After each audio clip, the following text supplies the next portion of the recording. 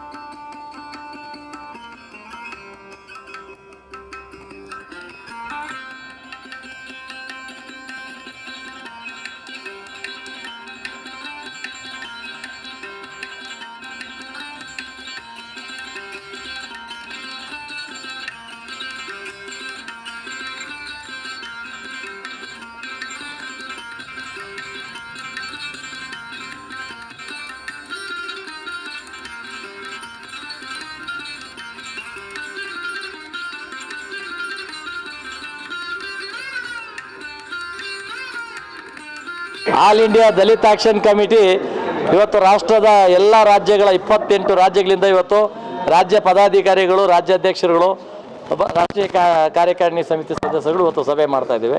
ಈ ಸಭೆಯಲ್ಲಿ ಬಾಬಾ ಸಾಹೇಬ್ ಅಂಬೇಡ್ಕರ್ ಕೊಟ್ಟಂಥ ಮೀಸಲಾತಿ ಎಲ್ಲೋ ಶ್ರೀಮಂತ ವರ್ಗ ಕೆಲವರೇ ತಿಂತಾ ಇದ್ದಾರೆ. ಈ ಮೀಸಲಾತಿ ತಿಂತಾ ಇರ್ತಕ್ಕಂಥ ಈ ಪದ್ಧತಿ ಹೋಗಲಾಡಿಸ್ಬೇಕಾದ್ರೆ ಬರೀ ಒಂದು ರಾಜ್ಯದ ಸಮಸ್ಯೆ ಅಲ್ಲ, ಇದು ಒಂದು ಜಿಲ್ಲೆ ಸಮಸ್ಯೆ ಅಲ್ಲ.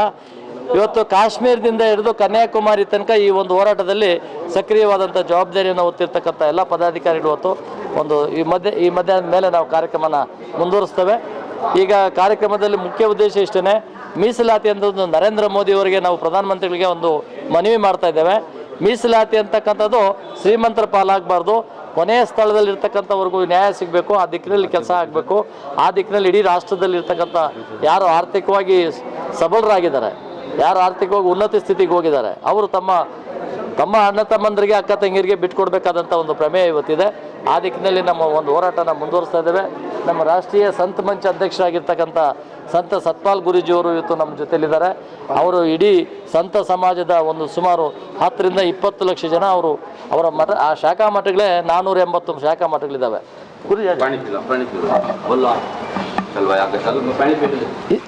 ಹಾಗಾಗಿ ಇವತ್ತು ಉತ್ತರ ಪ್ರದೇಶ, ಇವತ್ತು ಮಧ್ಯಪ್ರದೇಶ, ಇವತ್ತು ಪಂಜಾಬ್, ಹರಿಯಾಣ, ರಾಜಸ್ಥಾನ, ಇವತ್ತು ಗುಜರಾತು, ಜಮ್ಮು ಕಾಶ್ಮೀರಿಂದ, ಡೆಲ್ಲಿಯಿಂದ, ಎಲ್ಲ ಭಾಗಗಳಿಂದ, ತಮಿಳುನಾಡು, ಇವತ್ತು ಆಂಧ್ರ, ತೆಲಂಗಾಣ, ಪಾಂಡಿಚೇರಿ ಎಲ್ಲ ರಾಜ್ಯಗಳ ಪ್ರತಿನಿಧಿಗಳು ಇವತ್ತು ನಮ್ಮ ಜೊತೆ ಸೇರಿದ್ದಾರೆ. ಇವತ್ತು ನಾವು ಅಂತಿಮವಾಗಿ ಒಂದು ತೀರ್ಮಾನಕ್ಕೆ ಬರ್ತಾ ಇದ್ದೇವೆ. ಮೀಸಲಾತಿ ಇಡೀ ದೇಶದಲ್ಲಿ ಯಾರು ಆರ್ಥಿಕವಾಗಿ ಮುಂದುವರೆದಿದ್ದಾರೆ ಅವ್ರನ್ನ ದೂರ ಇಟ್ಟು ಕೊನೆಯ ಸ್ಥಳದಲ್ಲಿ ಇರ್ತಕ್ಕಂಥವ್ರಿಗೆ ಅವಕಾಶ ಮಾಡಿಕೊಡ್ಬೇಕು ಅನ್ನೋದು ನಮ್ಮ ಒತ್ತಾಯ ಇದೆ.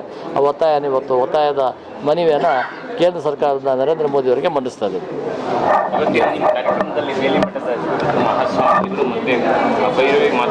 ವಿಶೇಷವಾದ ಒಂದು ಪ್ರವಚನವನ್ನು ಅಲ್ಲ, ಇವತ್ತು ಎಲ್ಲರ ದೃಷ್ಟಿಯಲ್ಲಿ ಇರ್ತಕ್ಕಂಥದ್ದು ಕಾಯಕವೇ ಕೈಲಾಸ ಅಂತಕ್ಕಂಥದ್ದು ಒಂದು. ಎರಡನೇದು, ಸಮಾಜದ ಕರೆಯ ಸ್ಥಳದಲ್ಲಿ ಇರ್ತಕ್ಕಂಥವ್ರಿಗೆ ನ್ಯಾಯ ಕೊಡೋದ್ರೆ ಬಸವಣ್ಣವರು ಅದೇ ಕೆಲಸ ಮಾಡಿದ್ರು. ಇವತ್ತು ನಾವು ಆ ಕೆಲಸ ಮಾಡದೆ ಹೋದರೆ ಈ ಸಮಾಜಕ್ಕೆ ನ್ಯಾಯ ಸಿಗ್ದಂಗೆ ಆಗಲ್ಲ. ಇವತ್ತು ರಾಜಕೀಯವಾಗಿ ನಾವು ಎಷ್ಟೇ ಉನ್ನತ ಸ್ಥಾನಕ್ಕೆ ಹೋದ್ರೂ ತಮ್ಮ ಅಣ್ಣ ತಮ್ಮದನ್ನು ಮರೆತಿರ್ತಕ್ಕಂಥ ಪದ್ಧತಿಗಳು ಬದಲಾವಣೆ ಆಗಬೇಕು. ಆ ದಿಕ್ಕಿನಲ್ಲಿ ನಾವು ಸಮಾಜಕ್ಕೆ ಒಂದು ಸಮಿತಿಯ ಒಂದು ಸಭೆಯಲ್ಲಿ ಭಾಗವಹಿಸಿದ್ದೀವಿ. ತುಂಬ ಅದ್ಭುತವಾದ ಒಂದು ಅನುಭವ ಇದು. ಯಾಕೆಂದರೆ ನಾವು ಸಾಮಾಜಿಕವಾಗಿ ಏನು ಬೇಕಾದರೂ ಮಾಡ್ತೀನಿ ಅಂತ ಬಾಯಲ್ಲಿ ಹೇಳ್ಬೋದು, ಅದು ಮಾಡಿ ತೋರಿಸೋದಿದೆಯಲ್ಲ ಅದು ತುಂಬ ದೊಡ್ಡ ವಿಷಯ. ಜೊತೆಗೆ ನಮ್ಮ ಚೀನಾರಾಮು ಒಂದು ಮಾತಾಡ್ತಾನೆ ಒಬ್ಬ ಮನುಷ್ಯ ಕುಂಟ್ಕೋತ ಬಂದ ತಕ್ಷಣ ಅವನನ್ನು ತೋರಿಸ್ದ. ಏನು ಹೇಳ್ತಾ ಇದ್ದಾನೋ ಅಂದ್ಕೊಂಡೆ ನಾನು. ಅವನನ್ನು ತೋರಿಸಿ ಅವನೇನು ಉದಾಹರಣೆ ಕೊಟ್ಟ ಅಂತಂದರೆ, ಹಿಂಗೆ ಕುಂಟ್ಕೊಂಡು ಹೋಗೋರು ಎಲಿವೇಟ್ರಲ್ಲಿ ಹೋಗಲಿ, ಚೆನ್ನಾಗಿ ನಡೆಯೋರು ಮೆಟ್ಲು ಹತ್ಕೊಂಡು ಹೋಗ್ಲಿ ಅಂತ ಯಾತಕ್ಕೆ ಹೇಳ್ತಾ ಇದ್ದಾರೆ ಅಂತ ನಂಗೆ ಅರ್ಥ ಆಗಲಿಲ್ಲ. ನಿಜವಾಗಿಯೂ ಹೇಳ್ತೀನಿ, ಇಂಥ ಒಂದು ಸುಧಾರಕ ನಮ್ಮ ಸಮಾಜಕ್ಕೆ ಬೇಕಪ್ಪ. ನಾನು ತುಂಬ ಏನಂತಂದರೆ ಅರ್ಥ, ಇವತ್ತೇನು ಮೀಸಲಾತಿ ಅಂತ ಏನು ತಗೋತಾ ಇದ್ದಾರಲ್ಲ, ಅವ್ರು ತಗೊಳ್ಳೋರೇ ಉಂಡವನೇ ಗುಂಡುಗಾದ ಅನ್ನೋ ಹಾಗೆ ಪಾಪ ಯಾರಿಗೆ ಸಿಗುತ್ತಾ ಇಲ್ಲ ಅವರೆಲ್ಲ ಹಿಂಗೆ ಕುಂಟ್ಕೊಂಡೇ ಓಡಾಡ್ತಾ ಇದ್ದಾರೆ ಅಂತ ಒಂದು ತನ್ನ ದುಃಖ ಏನಕ್ಕೆ ಹೇಳ್ತಾ ಇದ್ದಾರೆ ನಂಗೆ ಗೊತ್ತೇ ಆಗಿಲ್ಲ. ಆದರೆ ಅದ್ಭುತವಾದ ವಿಶ್ಲೇಷಣೆ ಕೊಟ್ಟರು. ನಾನು ಚೀನಾರಾಮ ಜೊತೆ ಬಲಗೈಯಾಗಿ ನಿಂತ್ಕೊಂಡು ನನ್ನ ತನು, ಮನ, ಧನ ಎಲ್ಲವನ್ನು ನಾನು ಈ ಸಮಾಜಕ್ಕೆ ಅಥವಾ ನನ್ನ ಸೇವೆಗೆ ನಾನು ಅರ್ಪಿಸ್ಕೋತೀನಪ್ಪ.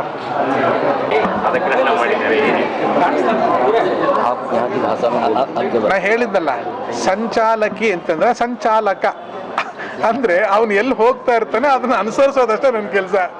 ಅವನು ಎಲ್ಲಿ ಹೋಗ್ತಾನೆ ಆ ದಾರಿ ಹೋಗೋದು. ನನ್ನ ಶಕ್ತಿಯನ್ನು ಅವನ ಬೆನ್ನಿಗಿಟ್ಟು ಅವನನ್ನು ಮುಂದೆ ಕರ್ಕೊಂಡು ಹೋಗೋ ಜವಾಬ್ದಾರಿ ಸಂಚಾಲಕಿಯಾಗಿ ನಾನು ಮಾಡ್ತೀನಿ. अम्बेडकर अमर रहे।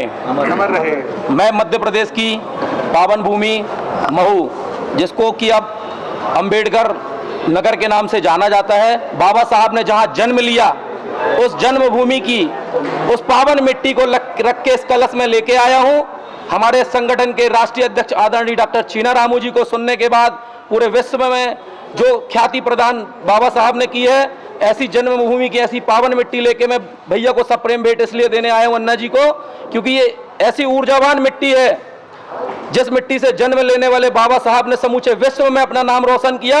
वैसे ही हमारे संगठन के राष्ट्रीय अध्यक्ष डॉक्टर चीनारामू जी पूरे भारतवर्ष में संगठन के नाम से मेहनत करके, सेवा करके अम्बेडकर जी की विचारधारा को जन जन तक पहुंचाने का काम कर रहे हैं। ऐसे चीना रामू जी को ओजस्वी भाव के साथ उनके बाबा साहब की जन्मभूमि की मिट्टी में सप्रेम भेंट दे रहा हूं कि आपने पूरे विश्व में जैसे बाबा साहब ने नाम रोशन किया है, आप पूरे देश और विश्व में कर्नाटक से लेकर कटक से कटक तक, कन्याकुमारी से कश्मीर तक, पूरे भारत में अपने संगठन के माध्यम से अपनी आवाज को बुलंद करें।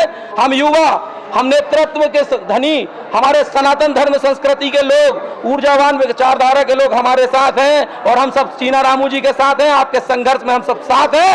आप अपने संघर्ष को अविराम जारी रखें और बाबा साहब के मिशन को पूरा करने के लिए दिन रात एक कर दें। हम सब आपके साथ हैं। संत संगत मोर्चे में और हमारे आध्यात्मिक गुरुओं का समावेश हमारे संगठन में होना, यह निश्चित ही एक सफलता का गुण है कि हमारे विचार, हमारे भाव सबको अच्छे लग रहे हैं, सबको पसंद आ रहे हैं। हमारा संगठन दिन पे दिन नाम और ख्याति प्राप्त कर रहा है। हमारे संगठन को बढ़ाने के लिए, सहयोग के लिए आप सब मीडिया के माध्यम से विचार देना चाहेंगे कि जिस भाव से हमारे चीना रामू जी समाज की सेवा कर रहे हैं, भारतीय जनता पार्टी के राष्ट्रीय महामंत्री रहने के बाद भी उन्होंने समाज को हमेशा सहयोग प्रदान किया और भारतीय जनता पार्टी की रीति नीति को जन जन तक पहुंचाया और लेकिन सबसे पहले जन सेवा को आगे रखा। हमारे भाई साहब को कोई अच्छे से अच्छा बड़ा दायित्व मिले, जिस दायित्व से वो पूरे दलित समाज के साथ साथ शोषित, वंचित, गरीब, अगला पिछड़ा, किसान सबकी बात को रख सके, ऐसा उन्हें एक अच्छा मंच प्रदान हो। और संगठन आपके साथ ऋणी है और सहयोग कर रहे हैं। इस भाव के साथ इस पवित्र मिट्टी को आपको सौंप रहा हूं। मैं योगेश जाटव, राष्ट्रीय अध्यक्ष युवा मोर्चा हूं और भाई साहब के चरणों के और नमन करता हूं और इनके संगठन के सहयोग के लिए रात दिन मेहनत करूंगा। इस भाव के साथ आप सब लोगों ಶಾಸ್ತ್ರದ ಸಾರ ಮಹಾಭಾರತ, ಅದರ ಸಾರ ಭಗವದ್ಗೀತೆ. ಅದರಲ್ಲಿ ಕೃಷ್ಣ ಒಂದು ಮಾತು ಹೇಳ್ತಾನೆ, ಅಪ್ರಿಯಸ್ಯ ಚ ಸತ್ಯಸ್ಯ ವಕ್ತ ಶ್ರೋತ ಚ ದುರ್ಲಭ. ಸತ್ಯ ತುಂಬ ಕಹಿಯಾಗಿರುತ್ತೆ, ಅದನ್ನು ಹೇಳುವ ವ್ಯಕ್ತಿ ಸಿಗೋದು ದುರ್ಲಭ, ಕೇಳುವ ವ್ಯಕ್ತಿನೂ ಸಿಗೋದು ದುರ್ಲಭ. ಅದರಲ್ಲಿ ಚೀನಾರಾಮು ಪ್ರಧಾನ ವ್ಯಕ್ತಿಯಾಗಿ ನಿಲ್ತಾರೆ. ಅವರ ಸಮಾಜಕ್ಕೆ ಆಗುತ್ತಿರುವ ಅನ್ಯಾಯ, ಅದರ ಬಗ್ಗೆ ಆಕ್ರೋಶಗೊಂಡು ಎಲ್ಲರಿಗೂ ಎಲ್ಲ ಸವಲತ್ತು ಸಿಗಬೇಕು ಅನ್ನುವ ಅವರ ದನಿ ಏನಿದೆ, ಅದಕ್ಕೆ ಎಲ್ಲ ಸಂತ ಸಮಾಜ, ಮಾತಾಜಿ ಅವರು ಸಂಚಾಲಕಿ ಅಂತ ಹೇಳಿದ್ರು. ಕೀ ಅಂತ ನಿಮಗೆ ಗೊತ್ತಿದೆ, ಕೀ ಎಲ್ಲಿ ಎಲ್ಲ ಇರುತ್ತೆ, ಸಂಚಾಲಕಿ ಎಲ್ಲದಿದೆ. ಸಂಚಾಲಕನಿಗೆ ಆ ಶಕ್ತಿ ಬರಲಿ ಅಂತ ನೀವೆಲ್ಲರೂ ಅವರ ದನಿಗೆ ಸಹಕಾರಿಯಾಗಬೇಕು ಅಂತ ಕೇಳ್ಕೊಂಡು ನಾನು ಮಾತು ಮುಗಿಸ್ತೇನೆ.